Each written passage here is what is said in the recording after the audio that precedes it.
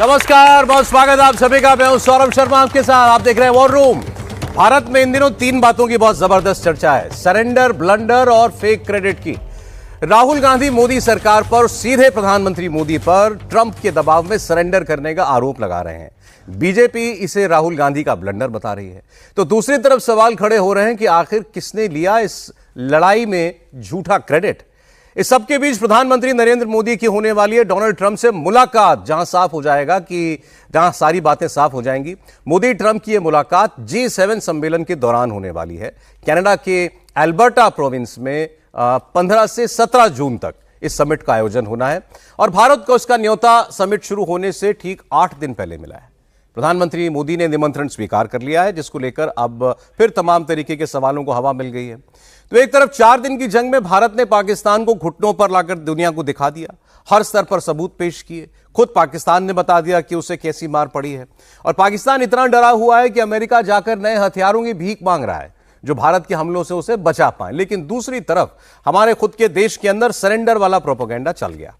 इस बीच जब कनाडा में प्रधानमंत्री मोदी और अमेरिकी राष्ट्रपति डोनाल्ड ट्रंप की ठीक अब से 190 घंटों के बाद आमने सामने बात होगी, तो यह मांग फिर जरूर उठेगी कि ट्रंप के झूठे क्रेडिट खाने पर प्रधानमंत्री मोदी दूध का दूध और पानी का पानी करें।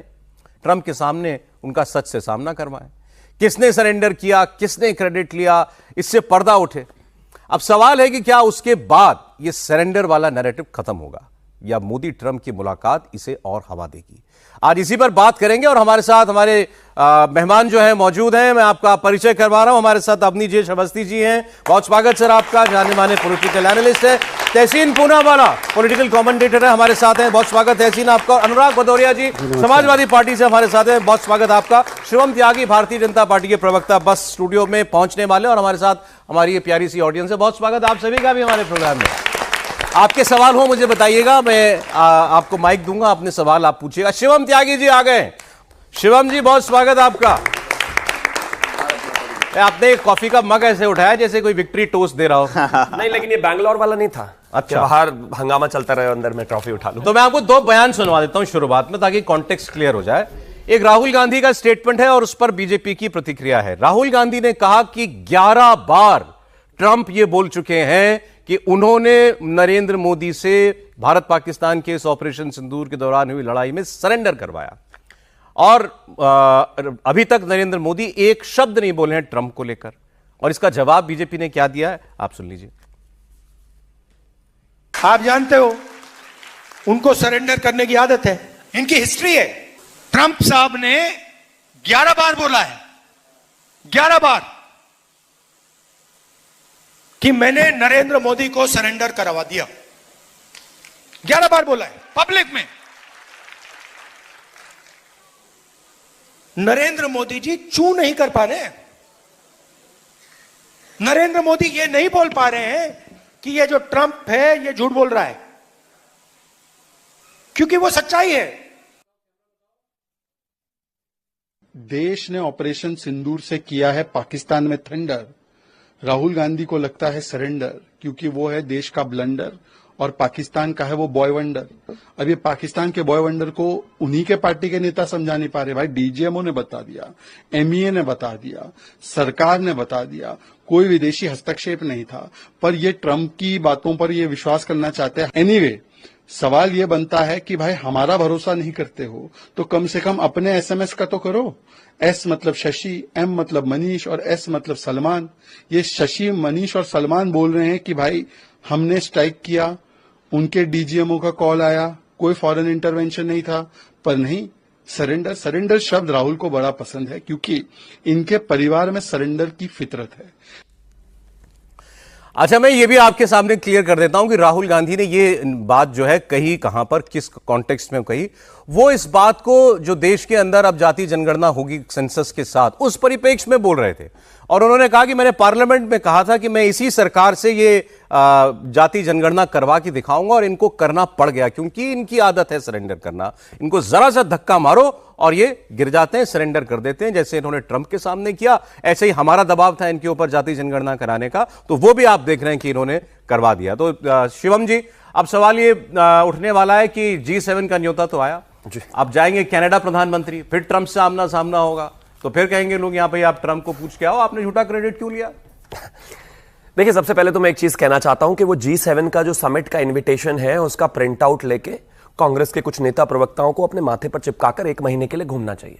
बेचारे बड़ी ताली बजा रहे थे कि प्रधानमंत्री नरेंद्र मोदी जी को G7 का इन्विटेशन नहीं मिला। देखिए, अपने देश की कहीं किरकिरी हो तो ये तुरंत एजेंडा लेकर खड़े हो जाते हैं, जैसे पाकिस्तान के इन्विटेशन पर जाने वाले लोग हों या पाकिस्तान से बात करने वाले लोग हों। अरे हिंदुस्तान के ही हैं, वैसे तो इन्विटेशन मिल गया, मिलना ही था, कोई बहुत बड़ी बात नहीं है। लेकिन अगर नहीं भी होता तो देश की ही किरकिरी होती ना।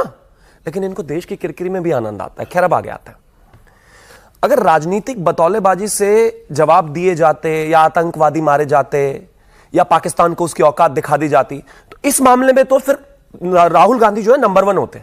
लेकिन राजनीतिक बतौलेबाजी से तो काम चलता नहीं, भाषण से तो काम चलता नहीं, उसके लिए तो रीढ़ चाहिए। मैं एक चीज कहना चाहता हूं आपको, इस देश की सेना ने पाकिस्तान के घर में घुसकर 100 कुत्तों को मारा। मैं देना आप ही की भाषा में गाली चाहता हूं लेकिन मैं दे नहीं सकता क्योंकि इस प्लेटफॉर्म पे ऐसा नहीं हो सकता। लेकिन हमने आतंकवादी यानी कि 100 कुत्तों को उनके घर में घुसकर मारा। जब रिटेलिएशन की बात आई तो उनके सेना के जवान भी मारे। पूरी दुनिया इस बात को मानती है। न्यूक्लियर पावर होने के बाद ये जो भाषण दे रहे हैं ये आदमी, ये सुपर प्रधानमंत्री हुआ करते थे, इनकी माताजी एनएसी की चेयरमैन हुआ करती थी। इनसे जरा पूछना 26/11 में कितने मारे थे? इनकी हैसियत नहीं थी, कमर मुड़कर शतुमुर की तरह घुस गए थे धरती में, एक नहीं मारा गया, चुप बैठ गए उल्टा। कितने मारे थे? बनारस में ब्लास्ट हुआ, कितने मारे थे? प्रयागराज में ब्लास्ट हुआ, कितने मारे थे? दिल्ली में ब्लास्ट हुआ, कितने मारे थे? लाजपत नगर में ब्लास्ट हुआ, कितने मारे थे? हैदराबाद में ब्लास्ट हुआ, कितने मारे थे? मुंबई ट्रेन ब्लास्ट हुआ, कितने मारे थे? सरोजनी नगर ब्लास्ट हुआ, कितने मारे थे?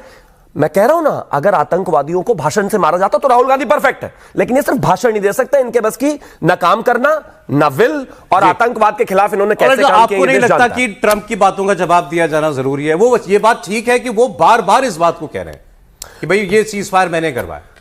25 मई को डोनाल्ड ट्रंप ने कहा कि I don't know what's wrong with Vladimir Putin, what the hell has happened to him, he has killed so many people. क्या व्लादिमीर पुतिन ने जवाब दिया उसको? जेलेंस्की को उन्होंने 10 बार स्टेटमेंट किया, क्या जेलेंस्की ने जवाब दिया उनको? हमें जो करना है हम करेंगे ना भाई।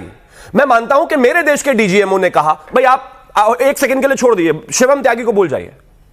मैं कहता हूं कि आप प्रधानमंत्री को भी एक बार अगर नहीं सुनना चाहते हैं क्योंकि आपकी पॉलिटिकल अफिलिएशन कांग्रेस के साथ है, आप कांग्रेस के सपोर्टर हो सकते हैं, चलिए मत सुनिए प्रधानमंत्री को भी, डीजीएमओ को तो सुनेंगे ना, ठीक है, director general of military operations को तो सुनेंगे ना, लेफ्टिनेंट जनरल मिस्टर जोशी को तो सुनेंगे ना। उन्होंने आपको ऑडियो विजुअल्स के साथ, तस्वीरों के साथ, फोटोज के साथ, वीडियोज के साथ कब कहां कैसे मारा वो भी बताया, किसका कॉल आया, कब आया, किस समय बात हुई वो भी बताया।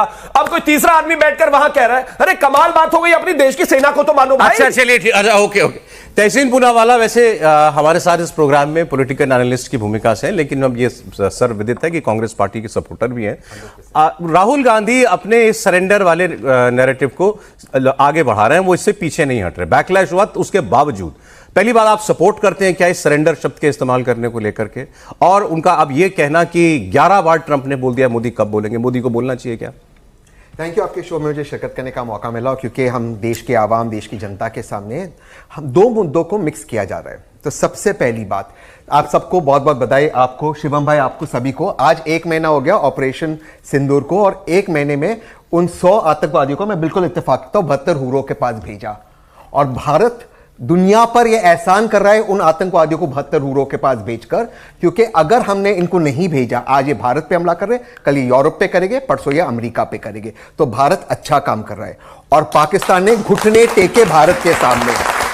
डीजीएमओ पाकिस्तान ने फोन किया, नो इफ नो बट, और उन्होंने भीख मांगा जब हमने नूर खां एयरबेस को मारा। तो नो इफ नो बट, यह one of the best operation था। मई 6 और मई 7 की रात को जो हुआ, दुनिया ने इस तरह का एयरफोर्स वॉरफेयर नहीं देखा है। तो पहले तो भारत की सेना का हम अभिनंदन करते हैं। सब लोग हाथ उठाकर बोला भारत माता की, भारत माता की, भारत माता की। अब आते हैं पॉलिटिकल सवाल पर। मैं बिल्कुल सर, मैं आपके बीच में बोला, आप लेट आए, आप लेट आए। देखिए देखिए, विपक्ष की आवाज दबा रहे हैं। मत रोकिए ना, बोलने दीजिए, बोलने दीजिए भाई। ये फर्स्ट फैमिली के रिश्तेदार है, इसलिए इनको कोई और होता तो अब तक उनको टर्मिनेशन कर दिया होता। अच्छा बोलिए बोलिए बोलिए। देखिए, मेरे फैमिली को लाना, अब हम बात करते हैं देश के ऊपर। देश मेरा फैमिली है, सौरभ भाई आप मेरे फैमिली हो। सवाल क्या है, हम सवाल के ऊपर आते हैं।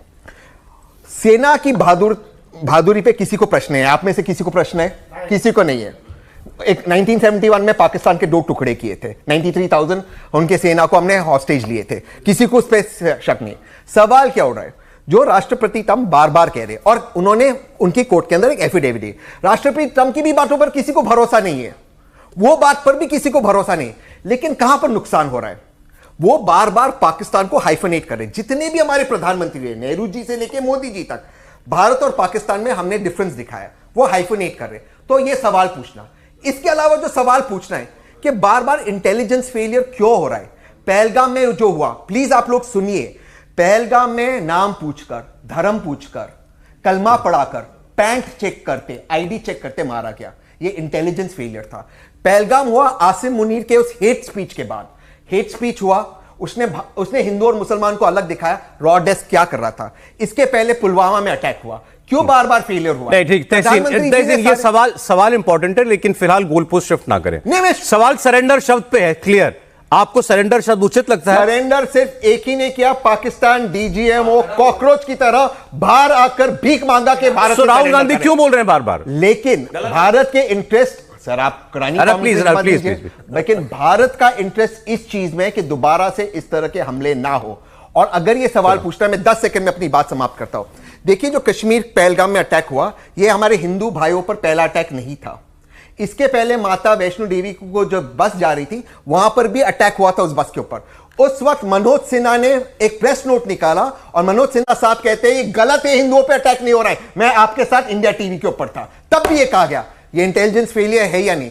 जब भी प्रश्न पूछे, सवाल सरकार से सवाल पूछते, आप सेना से सवाल इंटेलिजेंस फेलियर पर आप खूब सवाल पूछे, ऑपरेशन सिंदूर पर भी सवाल पूछे, प्रॉब्लम नहीं है, सिंदूर पे कोई सवाल नहीं। जो उसके बाद, लेकिन भारत का लीडर ऑफ ऑपोजिशन जो शब्दों का इस्तेमाल कर रहा है, सवाल उस पर हो रहा है। आपने डायरेक्टली इस पर नहीं कहा कि आप इससे सहमत हैं या नहीं है। मैं कंक्लूड कर रहा हूं, मैं इस तरह के शब्दों से, चाहे वो यहां से कहा जाए या वहां से कहा जाए, नेहरू जी ने क्या, फिर बैलेंस नहीं कर, बैलेंस करने की क्या जरूरत नहीं रखता हूं। एक ही आदमी ने सरेंडर शब्द इस्तेमाल किया, वो राहुल गांधी नहीं कराता। राइट, ठीक है। पार्टी से निकलवा के एकदम लोगों से बोल दिया, वो सहमत नहीं है। सरेंडर शब्द न मोदी जी ने क्या, इंदिरा जी ने क्या, न मनमोहन सिंह जी ने क्या, न नेहरू जी ने क्या, न वाजपेयी जी ने। सरेंडर शब्द से वो भी सहमत नहीं है। वाजपेयी जी पाकिस्तान गए, उसके बाद कारगिल हुआ। अब मुझे अवस्थी जी, आप मुझे एक बात बताइए, क्या कहीं इस नैरेटिव वॉर जिसे हम लोग लगातार कह रहे हैं, दुनिया तक अपनी बात पहुंचाना, अब इसमें कोई सरकार की चूक रही हो तो वो बताइए, या हमारे पॉलिटिशियंस, हमारे ऑपोजिशन की तरफ से जो बातें कही जा रही हैं, उससे भारत के विमर्श को कोई नुकसान पहुंच रहा है क्या? सौरभ जी, एक बात तो मैं बता दूं कि नैरेटिव एक चीज है और सैटेलाइट की तस्वीरें दूसरी चीज है, और तीसरी पाकिस्तान जो जाके कह रहा है कि भारत ने गिना कम मारा ज्यादा है इस बार हमें, तो भारत अब वो भारत है जो गिनता कम है मारता ज्यादा है, अब वो हालत है। वो खुद कह रहे हैं, पाकिस्तान खुद कह रहा है, क्या कर लेगा नैरेटिव इसमें? कोई दुनिया का कोई आदमी मानेगा कि भारत ने सरेंडर किया है? कोई मानेगा? कोई आप में से कोई मानेगा कि भारत ने सरेंडर कर दिया है? वो खुद कह रहे हैं कि हमारे एयरबेस खत्म कर दिए, आतंकियों तो पहले मारा, और उसमें। लेकिन एक बात है सौरभ जी, जो बहुत ही इंपॉर्टेंट बात है, आपके शो में एक व्यक्ति ने, और रिटायर्ड आर्मी के पर्सन थे, उन्होंने कहा कि सरेंडर नरेंद्र नहीं बोला था, बेसिकली ट्रंप ने बोला था सरेंडर टू नरेंद्र। वो टू खा गए वो सिलेक्टिव हियरिंग वाले, तो सरेंडर टू नरेंद्र था किसको? पाकिस्तान के डीजीएम को। आप खुद ही शो कर रहे थे, वो आपके यहीं से था, इसलिए मैं आप यहां पे बोल सकता हूं बड़े आराम से। तो वहां पर सबको मालूम है कि वहां के जब हालत हुई न्यूक्लियर सरगोधा में, किराना में जब हुआ, तो आप कह रहे राहुल गांधी की बात को सीरियसली ना ले? कौन ले रहा है आप बताओ ना? ये तो सिर्फ यहीं पे बहस हो रही है। आप बताओ, बाजार में निकल जाओ, आप कोई लेता है सीरियसली क्या? आप बताओ, कोई लेता है सीरियसली क्या? पाकिस्तान ले रहा है सीरियसली, रोज चला रहा है उनका नरेंद्र सरेंडर का। एक बात बताइए कि पाकिस्तान किसकी? भारत के डीजीएमओ की, भारत के रक्षा मंत्री की चलाएगा? उनकी नहीं चला रहा ना। तो अब ये बताइए, आपने खुद जवाब दे दिया कि जो व्यक्ति पाकिस्तान में बहुत सीरियसली लिया जा रहा है, उसको भारत का कोई आदमी सीरियसली लेगा क्या? क्यों ले रहा है वो वहां पर पाकिस्तान को? और एक नहीं है, मणिशंकर अय्यर है, दिग्विजय सिंह है, ये लोग सब हमेशा वहां पर पाकिस्तान के चैनलों पर खूब नजर आते हैं। क्यों आ रहे हैं नजर? तो ये हमारा कंसर्न है ना सर? नहीं, हमारा बात कर रहे हैं, हमारा कंसर्न वो है मारो ज्यादा गिनो कम। हमारा कंसर्न सिर्फ जो बोल रहा है बोलने दो। अब होता है, आप एक बताइए, शिवम ने हिंदुस्तान का कौन सा ऐसा शहर था जिसमें 2004 से लेकर 2014 तक या 2004 से पहले भी बम नहीं फटता था? 2014 के बाद कहां पे बम फटा बताइए? कहां बम फटा है? कभी आपने पोस्टर लगे देखे कि आप अपने ट्रांजिस्टर को, टिफिन बॉक्स को, इसको मत छेड़िए, इसको मत छेड़िए, आपने देखा कहीं? सिर्फ कहां पर है? आप कह रहे हैं ना, एक शिवम, मैं एक छोटी सी बात बता दूं, आप ये इंटेलिजेंस फेलियर की बात कह रहे हैं और मैं कह रहा हूं इंटेलिजेंस फेलियर होता है, लेकिन यहीं पर उन्हीं आर्मी के लोगों ने आपके शो में बोला है कि जब 100 में से 99 बार हम सफल होते हैं उसकी कोई चर्चा नहीं होती। एक बार हो जाता है मोसाद तक, वहां पे 7 अक्टूबर को इजराइल में जिस तरीके से 1250-1500 लोगों को मार दिया गया, वो इंटेलिजेंस फेलियर सबसे बड़ा था। नहीं, आप तो मैं कह रहा हूं, तो राहुल गांधी खुद कह चुके हैं कि it is not possible to stop every attack. आप इंटेलिजेंस पर जब क्वेश्चन मार्क लगाते हैं ना, तो आप हिंदुस्तान की उस पूरी व्यवस्था पर क्वेश्चन मार्क लगाते हैं कि हिंदुस्तान की इंटेलिजेंस कुछ कर नहीं रही है। सर, अब प्लीज बारी जो है अब अनुराग जी की है। आपने कहा we should not be worried about what anybody is saying, जो बोल रहा है, जिसको बोल रहा है बोलने दो। दुनिया ने सबूत देखा, भारत की सेना ने जो किया वो सबूत पूरी दुनिया के सामने। बिल्कुल, और क्या? और हमें डीजीएमओ ने बोला। और एक अच्छा 5 सेकंड, मैं 5 सेकंड सिर्फ ये ले रहा हूं कि ट्रंप ने जितनी बार बोला, मुझे, मैं तो गिनता नहीं हूं, खैर ट्रंप के बारे में कौन क्या क्या बोल रहा है इसमें, भारत के विदेश मंत्री, रक्षा मंत्री, डीजीएमओ सबने कहा कि कोई तीसरा व्यक्ति इन्वॉल्व नहीं था। भारत के प्रधानमंत्री ने उसके इस बयान को इस लायक भी नहीं समझा कि उसका जवाब दिया जाए। सोचिए तो सब कुछ है, आप ना माने किसी बात को तो कुछ नहीं। लिए महत्वपूर्ण होता है। जैसे आपने कहा, बोलने तो राहुल गांधी को फर्क नहीं पड़ता वो क्या कह रहे हैं, लेकिन राहुल गांधी एक पद पर हैं, वो जो कहते हैं उन चीजों का असर पड़ता है।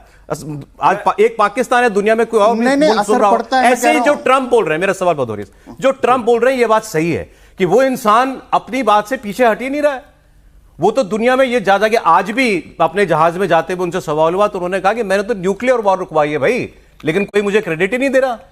लाखों लोग मर जाते दुनिया में, लेकिन कोई, मैंने जंग रुकवा दी लेकिन कोई मुझे इसका बात क्रेडिट नहीं दे रहा। क्रेडिट एलन मस्क दे रहा है। भारत को इसका जवाब देना चाहिए। एलन मस्क दे रहा है उसको क्रेडिट। ट्रंप का जवाब दिया गया है, अनुराग, जवाब दिया गया है, लेकिन क्या ट्रंप का नाम लेकर जवाब दिया जाना जरूरी है?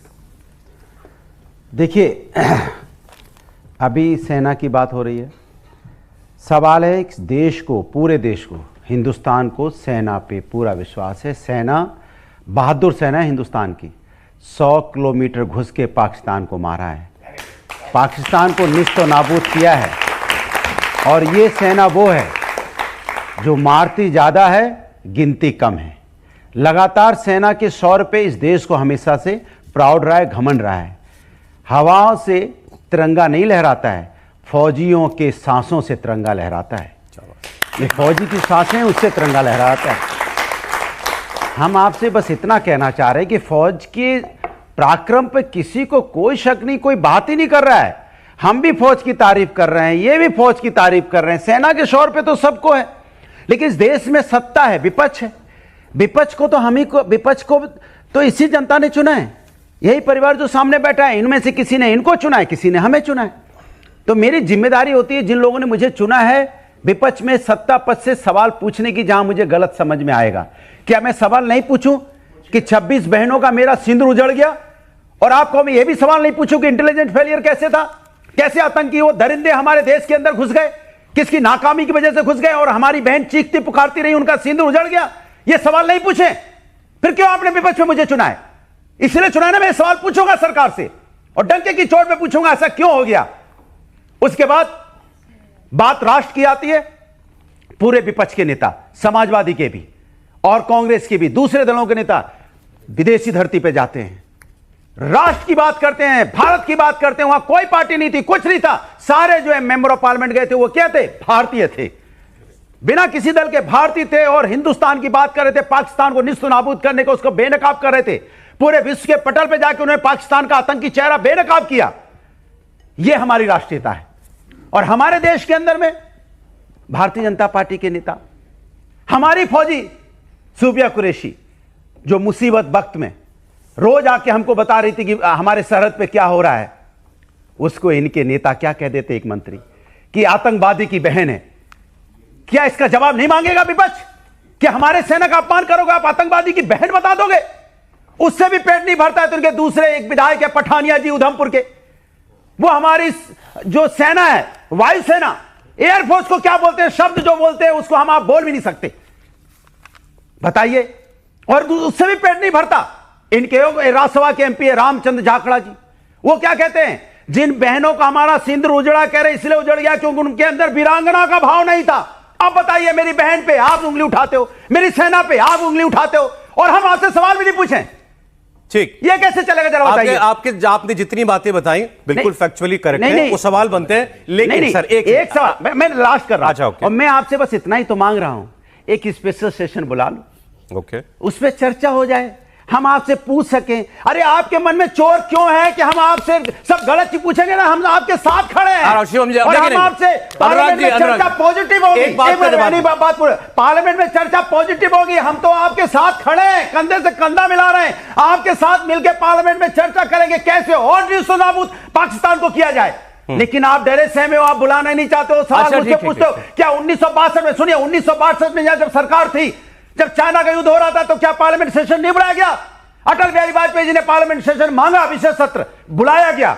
अनुराग जी, और आपसे सवाल पूछते तो आप कहते हैं आपकी मांग सरकार से, पाकिस्तान की भाषा बोल रहा हूं, प्लीज पूछता हूं तो ये इनकी मानसिकता हो गई है। कोई सवाल विपक्ष से पूछो, ये बहुत संवेदनशील मामला है, कोई सवाल विपक्ष से पूछो तो कहते हैं ये पाकिस्तान की भाषा बोल रहे हैं। अनुराग जी, कोई सवाल पूछो पाकिस्तान की भाषा बोल रहे हैं। बात सुनिए, कमाल है भाई, बहुत अच्छा बोले भाई, धन्यवाद, बहुत अच्छा बोले आप। ये स्पेशल सेशन को लेकर के उत्तर आप दीजिएगा, लेकिन मुझे एक बात समझ में नहीं आती। आपने कहा कि आपकी पार्टी का भी, इनकी जिस पार्टी का समर्थन करते हैं कांग्रेस, वो सारे लोग गए थे इस डेलीगेशन में विदेश में, उन सब ने जाकर वही कहा जो भारत सरकार कह रही है, बिल्कुल कि किसी का दबाव नहीं था, किसी ने मीडिएट नहीं किया, पाकिस्तान ने सफेद झंडा दिखाया, डीजीएमओ को फोन किया। कांग्रेस पार्टी का एमपी भी वही बोल रहा है, समाजवादी पार्टी का एमपी भी वही बोल रहा है, और यही पार्टियां यहां ये कह रही हैं कि ट्रंप ने भारत माता की, हम सब चाहते हैं भारत माता की जय। अब आपने सवाल का जवाब दो। जवाब दे रहा हूं, भारत माता की जय, सवाल का जवाब दो। जवाब दे रहा हूं। आपने ये आप ही के पार्टी के लोग बाहर जाके सरकार की बात करते हैं, यहां आकर के उसी उल्टा बोलते हैं, 180 डिग्री उल्टा। आप सुन लीजिए, क्या मतलब है इस बात का? जब राष्ट्र की बात आती है ना, विदेश की धरती पे, तो मेरे कोई पार्टी नहीं होती है, मैं भारतीय होता हूं, और फर्क से कहता हूं। तो जो यहाँ होते हैं वो क्या होते हैं? की बात करता हूं, सुनिए, जो यहाँ होते हैं वो क्या होते हैं? मेरी बात रोकिए मत, मैं हिंदुस्तान की बात करता हूं, लेकिन हिंदुस्तान में जब हमारी बहन का सिंदूर उजड़ा है, तो मैं क्या पूछूंगा नहीं कि इंटेलिजेंस फेलियर कैसे हो गया? मेरी बहन का सिंदूर कैसे बात सरेंडर क्यों नहीं? आप इंटेलिजेंस फेलियर पे हो नहीं, आप क्या चाहते हो? मैं हम पूछे नहीं, पूछिए ना, पूछे तो वही तो मना किया। विशेष सत्र मांग रहा हूं, इंटेलिजेंस फेलियर क्या हो गया, यही तो मांग रहा हूं। इसमें कहते हैं मैं पाकिस्तान की भाषा बोल रहा हूं, मैं क्या गलत बोल रहा हूं बताइए? मेरा सवाल भी सबके सामने, आपका जवाब नहीं आ रहा है। एक ही लाइन दो ले लीजिए, मैं लड़ूंगा। मैं बिल्कुल शिवम से एग्री करता हूं और आपसे एग्री करता हूं। राष्ट्रपति ट्रंप झूठ बोल रहे, 100% आई एग्री। कोई डीजीएमओ पाकिस्तान ने सरेंडर किया, no if no but. Trump ने यह बात एफिडेविट में उनके कोर्ट में दी है। मैं मानता हूं ट्रंप झूठ बोल रहा है, कोर्ट को भी झूठ बोल रहा है। यही बात मेरे माननीय प्रधानमंत्री हमें पार्लियामेंट में बोल रहे हैं, वहां पे हम सोर्सेस के थ्रू नहीं, हम किसी ब्यूरोक्रेट के थ्रू नहीं, माननीय प्रधानमंत्री पार्लियामेंट में। लेकिन आपको भी बताना चाहिए कि मैं किसकी सुनूं, मैं शशि थरूर की सुनूं या राहुल गांधी की सुनूं? मैं मेरे प्रधानमंत्री की सुनूंगा, पार्लियामेंट में बैठते हैं। राहुल गांधी सच बोल रहे हैं। नहीं, मैं मानता हूं ट्रंप झूठ बोल रहे हैं। अरे सच कौन बोल रहा है? सच सिर्फ हमारे प्रधानमंत्री पार्लियामेंट में बोलेंगे। पार्लियामेंट में आए प्रधानमंत्री, भाई पार्लियामेंट का सेशन बुला लो, आप क्या प्रॉब्लम है? दो तीन एग्जांपल्स हैं और एक शेर है। सबसे पहले मैं राहुल जी से शुरू करता हूं, क्योंकि उन्हीं पर बात कर रहे थे। वो एक शेर है कि तुझे महसूस करना ही इश्क है, छूकर तो मैंने भगवान को भी नहीं देखा। इस देश में राष्ट्रभक्ति, या किसी भी देश में राष्ट्रभक्ति महसूस करने की चीज है, वो कोई चीज नहीं है, उसे आप सिर्फ महसूस कर सकते हो। मतलब वो ऐसी फॉर्म में नहीं है, आप राष्ट्रभक्ति महसूस करते हो, आप देखते हो अपने देश की इंटेग्रिटी को, सॉवरेनिटी को, उसी तरह से आप रिएक्ट करते हो। राहुल गांधी के जितने भी रिएक्शंस हैं वो एक गद्दार के जैसे हैं। मैं एग्जांपल आपसे पहले मैं बोला ना, आपसे पहले मैंने एतराज किया, शिवम भी गद्दार नहीं बोला, जयशंकर को बोला, ये शब्द जयशंकर को बोला कि नहीं बोला? मुखबिर गलत बात है, जयशंकर को मुखबिर भाषा का इस्तेमाल मत कीजिए। नहीं, जयशंकर को मुखबिर बोल दो या ठीक है। सौरभ, जयशंकर को मुखबिर बोल दो, उसके ऊपर क्या बोलोगे? बोलो, आप मुझे गाली दे देना। नहीं, आपने कहा हमने नहीं बोला, आपने कहा हमने नहीं बोला। रिएक्शन आना ही था। अगर आपको कोई गाली देगा, अच्छा अनुराग जी, कोई आपको किसी जी हो गई बात, बात आगे बढ़ रही, आगे बोल रहे हो, आगे बोलने दीजिए, आगे बोलने आगे खोलूंगा पॉलिसी, अभी खोलूंगा पॉलिसी। नमस्कार, खोलूंगा पॉलिसी। नमस्कार, आगे बोलने पड़ेगा और झुक के करना पड़ेगा, और झुकना पड़ेगा। और झुकना पड़ेगा। 7-8 मिनट बचे हैं, बात हो जाएगी आगे। ओके बोलिए। मैं खाली क्लियर कर रहा हूं तो उसने गाली दी थी इसलिए मैं गाली दे रहा हूं। मतलब आप वैसे ही आपने ये अलग नहीं है, आपने उनका चेहरा बदला अलग नहीं है, वैसे ही है। बोलिए बोलिए बोलिए बोलिए। उसने गाली दी थी इसलिए मैं गाली दे रहा हूं। तुम्हारी गाली दे रहा हूं अभी मैं। अरे थोड़ा प्रोफेसर हो, पढ़े लिखे बताइए। शिवम बोलिए, शिवम बोलिए प्लीज। अनुराग जी कहां से ड्रामा है? कमाल हो गया, ड्रामा है ये, ड्रामा कमाल हो गया, कमाल हो गया, कमाल हो गया। अरे देखिए कह रहे उसने गाली दी थी इसलिए मैं गाली दे रहा हूं। अरे भैया मैं कह रहा हूं कि प्लीज सौरभ जी, सौरभ जी, सौरभ जी, सौरभ जी, अरे एक बार जोर से ताली बजाइए। चलिए बोलिए आप। अगर तालियां सेलो टेप का काम करती है तो मैं भी बता दूं। बोलिए। जो आसमानों से फरिश्तों को उतारा जाए और जो भी इस दौर में सच बोल दे तो मारा जाए, मतलब गद्दार को गद्दार बोल दो तो उसमें भी इनको दिक्कत है। एक चीज बताइए, एग्जीक्यूटिव हेड है इस देश के प्रधानमंत्री, एग्जीक्यूटिव हेड नरेंद्र सरेंडर बोलकर वो पूरी दुनिया में जो चल रहा है वो गलत नहीं है क्या?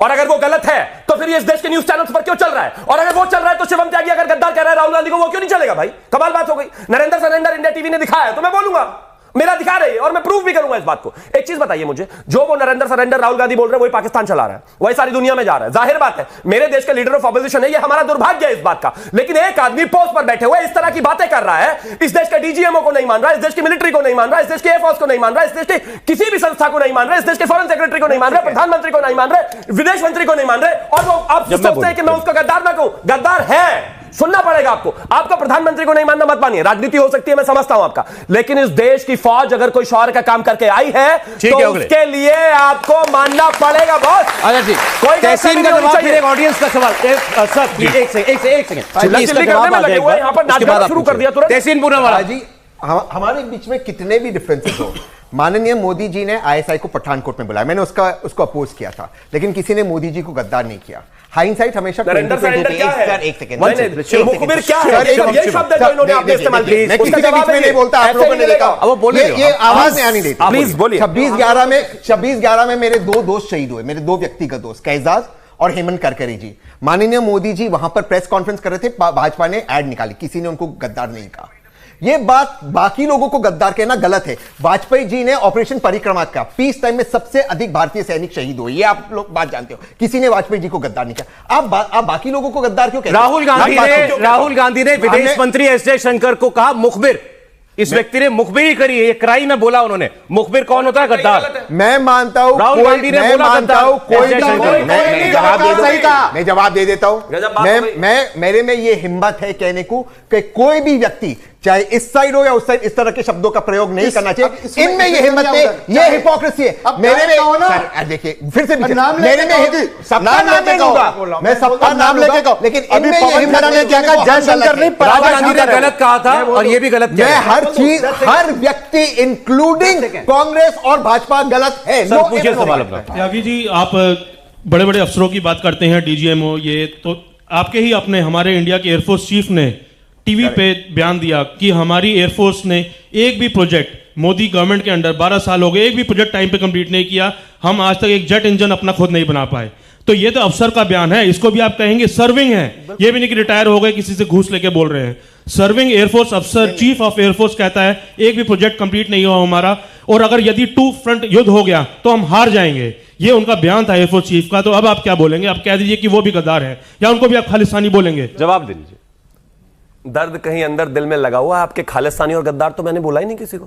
दूसरी रुकिए ना, नहीं, अब देश के लिए खिलाफ जो बोलेगा उसको तो मैं आपका सवाल हो गया सर, आप जवाब दीजिए बात से। लेकिन आगे मैं आना चाहता हूं, उनकी बात बिल्कुल ठीक है, उन्होंने ये नहीं कहा 2 फ्रंट वॉर होगी तो हम हार जाएंगे। हाँ, मैं ऐसा मानता हूं, लेकिन HAL से लेकर तमाम जितनी भी डिफेंस प्रोडक्शन इस देश में हुई हो, चाहे वो आकाश तीर का विषय हो, चाहे वो S-400 का विषय हो, चाहे जितने भी चीजें हैं, ये आपने शौर्य हमारा देखा, ब्रह्मोस को किस तरीके से इस देश ने ओरिजिनेट किया। हाँ, एक बात मैं जरूर मानता हूं कि उस डिफेंस प्रोडक्शन को और बेहतर करने की आवश्यकता है। आप किस दौर से आ रहे हैं जरा याद करिए, मैं एग्जांपल करके आपको याद दिलाना चाहता हूं। एक प्लीज, आप मतलब कमाल की बात है, कहते नहीं आप हमें पुराना मत बताओ, हमारा मत बताओ, मैं बौखला जाऊंगा। क्यों नहीं बताओ? सुनिए जरा, आपने सवाल पूछा, मैंने सुना ना, अब सुनिए। इस देश में, इस देश की फौज के लिए जैकेट्स नहीं होती थी बुलेट प्रूफ। इस देश के डिफेंस मिनिस्टर का parliament floor of the house खड़े होकर बयान है कि एंटनी का कि एक काम करिए, बॉर्डर एरिया में सड़कें मत बनाइए, यही सबसे बड़ा डिफेंस है हमारा। आप वहां से निकल कर आ रहे हैं। और सौरभ जी, आपके लिए, आप दिल्ली जाते हैं ना, आप दिल्ली रहते, सुनिए बदला क्या, मैंने मेरी सरकार ने बदला क्या, ये बताता हूं मैं आपको। सौरभ जी, आप दिल्ली जाते हैं ना, तहसीन भाई भी दिल्ली जाते हैं, सारे दिल्ली जाते हैं। यहां से दिल्ली तक जाने में 3 बार डिग्गी खोल के चेक होती थी कि बम है कि नहीं है। 3 बार। ठीक है, ये बदला है हमने और ये बदला है बोलिए, और बदलेंगे हम इसको। भदौरिया जी, जो सवाल जो यहाँ से भाषा की मर्यादा पे सवाल उठा है, मैं बड़ी जिम्मेदारी से कहता हूँ, जब देश का कोई प्रधानमंत्री होता है तो देश का प्रधानमंत्री होता है। देश के प्रधानमंत्री के प्रति भाषा की मर्यादा जो होती है वो बिल्कुल रहनी चाहिए। मर्यादा देश के प्रधानमंत्री के प्रति भाषा की मर्यादा नहीं गिरनी चाहिए। मैं कहता हूं डंके की चोट पे, क्या भारतीय जनता पार्टी के नेता कहेंगे कि उनकी जो भाषा की मर्यादा गिर रही है वो नहीं गिरनी चाहिए? वो नहीं बोलेंगे। मैं कह रहा हूं कि एक बार मैं आपके बीच में नहीं बोला, देखो यही दिक्कत है, यही नहीं भाषा की मर्यादा रखते। फैक्ट चेक कर दिया। अरे मैं अपनी बात कर लूं, मैं अपनी बात, अच्छा बताइए, मैं किसी के बीच में बोला, अच्छी बात है कह रहे हैं, किसी के बीच में बोला क्या? नहीं बोला, क्योंकि जब फैक्ट नहीं होता है, परेशान होता है, तो पेट में दर्द शुरू होता है। क्योंकि हम अच्छी बात कर रहे हैं ना, अब अच्छी बात कर रहे हैं तो इनको नेगेटिव समझ में आ रहा है। शिकायत अनुराग भदौरिया कर रहे हैं। आपके बीच में कोई नहीं बोल रहा। आप उछक इसलिए रहे क्योंकि आप परेशान हो, क्योंकि सब राष्ट्र की बात क्यों कर रहे हैं? सब राष्ट्र की बात कर रहे हैं तो आपका लग रहा है एजेंडा खत्म हो गया आपका, तो आप टोक रहे हैं बीच में। मैंने बोला कि देश के प्रधानमंत्री के प्रति भाषा की मर्यादा ठीक होनी चाहिए, उसकी मर्यादा नहीं टूटनी चाहिए। और चूंकि वो देश के प्रधानमंत्री किसी भारतीय जनता पार्टी के अकेले के नहीं है, जो भारतीय जनता पार्टी इसका दम भरती है। और मैं फिर कहता हूं दोबारा से कि ये हिम्मत हम में है बोलने की। ये तो कमाल बात कह गई, तो ताली बजाइए। नहीं, ये मेरी हिम्मत नहीं, ये मेरी हिम्मत है बोलने की, क्योंकि मैं राष्ट्र प्रेम करता हूं, राष्ट्र से प्रेम करता हूं। इसलिए कहता है मैं इस राष्ट्र का हनुमान हूं, देश मेरे लिए राम है, और सीना अगर चीरोगे तो इसके अंदर हिंदुस्तान निकलेगा। ये हमारी सोच है। मैं प्रधानमंत्री जी का भी सम्मान करता हूं, राष्ट्र का भी सम्मान करता हूं, लेकिन भारतीय जनता पार्टी के नेताओं से बोलना चाहता हूं, आप ऐसी भाषा का इस्तेमाल करते हैं जो भाषा टीवी पे चलाई नहीं जा सकती। ऐसी भाषा बोलते हैं, आप ऐसी गालियां देते हैं जो आप टीवी पे देख नहीं सकते। बच्चे का आपसे सवाल है, निकालेंगे ऐसे लोगों को? नहीं निकालेंगे। ये चिंता का विषय है। एक यंगस्टर का सवाल आपसे पूछो। जैसे ऑपरेशन सिंदूर हुआ या कोई भी पाकिस्तान ऐसी हिमाकत करता है तो बीजेपी अच्छा काम करती है, मतलब उसके करती है, तो आप थैंकफुल हैं, उसके शुक्रिया अदा करना चाहेंगे बीजेपी को? मैं सेना का बहुत शुक्रिया अदा करता हूं। राष्ट्र की सेना, फौज, ये सेना है जो घुस के मारती है। ये देश की सेना है। सरकारें आती है जाती है, लेकिन सेना है डट के। अच्छा, सेना मारती है तो फिर 26/11 में क्यों नहीं मारने दिया? अगर पूछे तो पार्लियामेंट में अटैक हुआ था तो क्यों नहीं मारा? पार्लियामेंट में अटैक हुआ तो क्यों नहीं घुसा आपने? बताइए। अपनी जैसी मुझ बोल रहे हैं, अभी दिल्ली पार्लियामेंट में अटैक हुआ था, सरकार वाजपेयी जी क्यों नहीं आपने घुस के मारा? क्यों नहीं घुस के मारा? अवस्थी जी सवाल की बात करोगे, खिसिया जाओगे। उनका समय है, के सवाल पूछो तो खिसिया जाएंगे। इनका समय बोलने का। बताइए, पार्लियामेंट में अटैक हुआ था तो क्यों नहीं आपने घुस के मारा? सौरभ, बात एक है कि यहाँ पे चैनल के अंदर, यहाँ बैठ करके, स्टूडियो के अंदर बैठ के कहता है सेना के शौर्य पर सवाल नहीं उठाए, लेकिन जो व्यक्ति और राफेल जब भारत की सरकार ने कह दिया, एक सेकंड, मैं बीच में, कौन बोल रहा बीच में? आपने मेरे बीच में बोला, बीच में आपने मेरे बीच में बोला? ना, बिल्कुल नहीं बोला, बिल्कुल नहीं बोला। सुफिया कुरैशी कौन है? बात सुनो, सुफिया कुरैशी कौन है? मैं बता रहा हूं, सुनिए ना। अब ये सुफिया जी कुरैशी, अब सौरभ इसमें टाइम आपका टाइम, ये है बदतमीजी, ये है वो आदमी बदतमीज का नाम ले लिया, बदतमीज हो गए हम, पता नहीं क्या क्या हो गया, क्योंकि वो जो 5 मिनट है, प्लीज सर। उनको इनके आदमी ने, इनके नेता ने आतंकवादी का बयान बताया था, हमने नाम ले लिया तो मैं बदतमीज हो गया हूं। सोचो आप, ये हालत है। मैंने कितना बीपी हाई हो गया, कितना परेशान हो गया, मैं बदतमीज भी हो गया। ये प्रोफेसर की भाषा सुनिए, ये प्रोफेसर की भाषा है कि किसी को बदतमीज बोलना, किसी को गाली देना, ये प्रोफेसर की भाषा है। अब बोलिए सर। नहीं, यहाँ पर इसी देश में ऑपरेशन सिंदूर के टाइम, ऑपरेशन सिंदूर से पहले, उसके बाद में, उसके दौरान एक व्यक्ति राफेल का एक टॉय लेकर के आ गया, उसमें नींबू और मिर्च लगा के आया कि ये राफेल इसलिए लिए थे। ये राफेल कोई सरकार नहीं चलाती, राफेल सेना चलाती है, सेना के ऊपर था। जिस व्यक्ति ने ये कहा कि ये तो 2-4 हवाई जहाज उड़ा दिए और कह दिया ऑपरेशन सिंदूर कर दिया, वो कांग्रेस का नेता था। वो क्या था? शुक्र करो कि हमारा क्या ये कि सर्जिकल स्ट्राइक हुआ, एयर स्ट्राइक हुआ, ऑपरेशन सिंदूर हुआ। हमारे देश का एक भी व्यक्ति, प्रधानमंत्री ने कहा कि उसका नुकसान कम चाहे हो जाए, लेकिन मेरे देश का एक सैनिक भी ऐसा ना हो कि उसको किसी तरीके की क्षति पहुंचे।